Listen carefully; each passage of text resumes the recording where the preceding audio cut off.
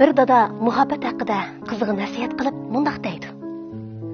Ba'zi kishilar sizga mos keladi, biroq sizni suymaydi. Ba'zi kishilar sizni suyadi, biroq sizga mos kelmaydi. Uning sizni suydigan, suymaydiganligini bilmoqchi bo'lsangiz, anglag'anlaringizga emas, ko'rganlaringizga ishoning, uning siz uchun to'lagan badaliga qarang.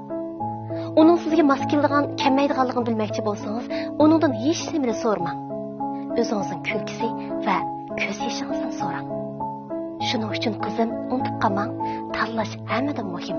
Yana shu esingizda bo'lsin, turmush davomida baxtli bo'laman deydigansiz, avval siz baxtni his qildiring. Mana bu har bir dadaning o'z qiziga bo'lgan chin hissiyoti.